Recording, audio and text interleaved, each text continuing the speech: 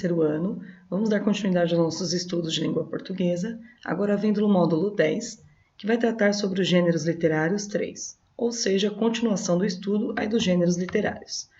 Como já estudamos em módulos anteriores, já vimos o gênero narrativo e o gênero lírico, e agora falta o último dos gêneros, que é o gênero dramático, ou seja, aquele que se manifesta através do teatro.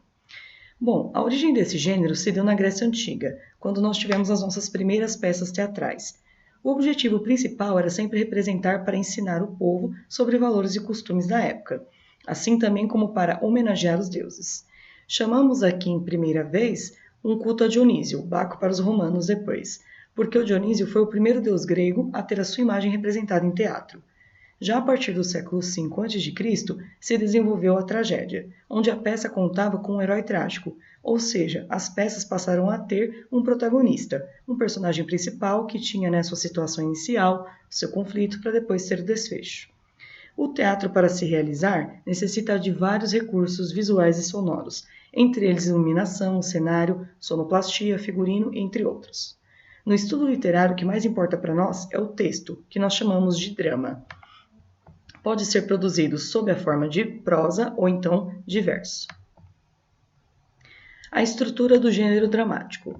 Aqui nós não temos predominância de um narrador para contar a história, ou seja, nesse tipo de gênero textual, nós não temos um narrador. Diferente do gênero narrativo, que temos narrador, diferente do gênero lírico, que nós temos o eu lírico, aqui nós não temos nenhuma voz, nem ninguém contando a história. A instância de enunciação se dá através das falas dos personagens, ou seja, através das falas dele que o leitor ou o espectador pode entender então aí a continuidade das cenas e da história, entender todo o enredo e o caminho para o seu desfecho. Contribui também para essa compreensão outros elementos, que nós chamamos de didascálias ou rubricas. Esses elementos são as notações do autor, indicando para os autores, os atores, ao diretor e até a produção detalhes que são imprescindíveis à cena. Normalmente esses dados vêm grafados ou em itálico ou entre parênteses, para serem aí diferenciados das falas. Por exemplo, um livro muito conhecido que é O Alto da Barca do Inferno. É uma peça de teatro e para aí diferenciar o papel do protagonista que vai jogando as pessoas e as pessoas aí no diálogo falando, nós vemos lá ou em itálico algumas versões do livro, outras entre parênteses. A entrada ou saída de personagens de uma cena costuma caracterizar o que chamamos da cena. Já um ato seria cada uma das partes que compõem a peça inteira do teatro, dotadas de autonomia para apresentarem unidade de tempo, espaço e estrutura do conflito. Como que isso ocorre? Muitas vezes, ao assistir uma peça de teatro, nós percebemos que a história toda não se passa em apenas um único espaço, um único ambiente. Nós temos aí uma mudança de um ambiente para outro. Quando se faz essa mudança, nós chamamos de ato. Agora, quando muda apenas personagens, entrando ou saindo, mas continua o mesmo ambiente, continua chamando de cena. Aqui nós temos então um exemplo que está lá no caderno 2 de vocês, módulo 10, um fragmento do Alto da Compadecida. Era uma peça de teatro que depois acabou se tornando um filme brasileiro de muito sucesso. Aqui nós temos o diálogo do João Grilo, do Chicó e do padre. Percebam que primeiro chega a fala do João Grilo. Padre João, Padre João. E aí o padre, aí vem entre parênteses, como que é a reação do padre, aparecendo na igreja. Que gritaria é essa? Fala afetadamente com aquela pronúncia e aquele estilo que Leon Bloy chamava sacerdotais. Ou seja, entre parênteses vem aí o comportamento do padre, como que se ele aparece, como ele se comporta, tá bem? Mandaram avisar para o senhor não sair, porque vem uma pessoa aqui trazer um cachorro que se está ultimando para o senhor benzer. Para eu benzer? Sim. Padre, com desprezo. Um cachorro? Sim. Que maluquice, que besteira. Cansei de dizer a ele que o senhor não benzia. Benze porque benze, vim com ele. Não benzo de jeito nenhum. Mas, padre, não vejo nada de mal em se benzer o bicho. No dia em que chegou o motor novo do Major Antônio Moraes, o senhor não benzeu? Motor é diferente, é uma coisa que todo mundo benze. Cachorro é que eu nunca ouvi falar. Eu acho cachorro uma coisa muito melhor do que motor. Mas quem vai ficar engraçado sou eu, benzendo cachorro.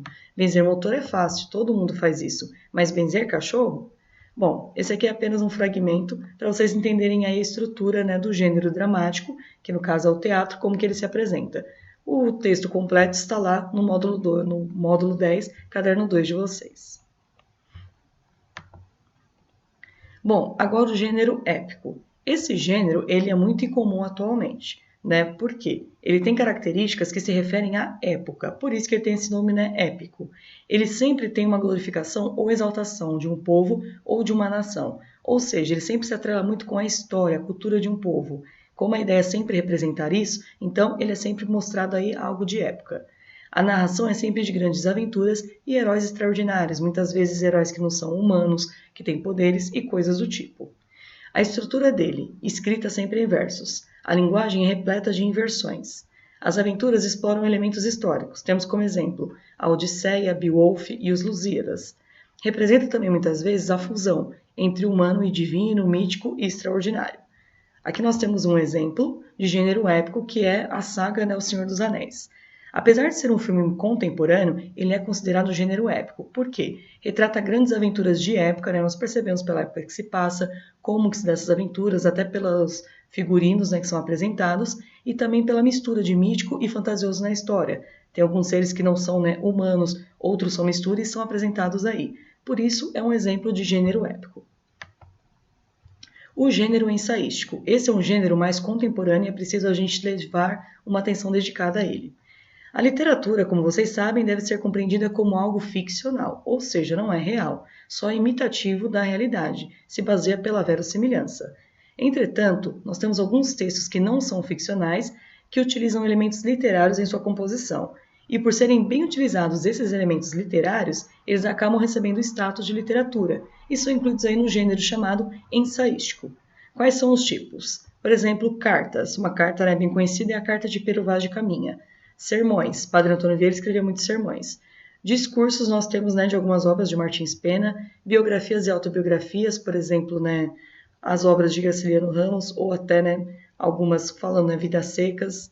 Ensaios nós temos como exemplo Sertão Veredas e crônicas, que é um gênero muito comum e que circula bastante. É importante lembrar que apenas algumas dessas obras, não todas, apenas algumas manifestam traços literários específicos. Para ser literatura de fato, o autor, seja de qual for o tipo aqui, precisa manejar a linguagem de um modo criativo, inventivo, figurado e incomum. Ou seja, só vai se destacar como literatura se o autor se dedicar para isso. Não é porque é uma carta ou um sermão que será literatura. Depende aí dos elementos literários e da intensidade com que eles são apresentados e utilizados na obra. A crônica é um gênero que merece especial atenção. Por quê? Produzido inicialmente em jornais e revistas, era uma forma de distração ao público leitor, né? Era um texto escrito lá numa pequena parte isolada do jornal, fazer as pessoas rirem ou às vezes refletirem a respeito de algo. Bom, ela ganhou muita popularidade nas últimas décadas e vem apenas crescendo esse gênero. É um comentário breve do autor sobre algum evento, banal ou relevante. A crônica surge a partir da observação, né, do autor sobre algo que acontece no dia a dia, algo do cotidiano das pessoas. E a partir da observação desse detalhe, desse fato, ele cria a sua crônica, tá bem? Apresentando sempre uma linguagem simples, porque ela tem que ser acessível a todo o público leitor e pode assumir um caráter crítico ou humorístico. Esses são os dois, né, as duas classificações mais relevantes da crônica. Aqui nós temos um exemplo da crônica O Pavão, de Rubem Braga, que está também disponível para vocês no caderno 2. Eu considerei a glória de um pavão ostentando o esplendor de suas cores. É um luxo imperial. Mas andei lendo livros e descobri que aquelas cores todas não existem na pena do pavão. Não há pigmentos. O que há são minúsculas bolhas d'água em que a luz se fragmenta, como em um prisma. Tá? Saiu.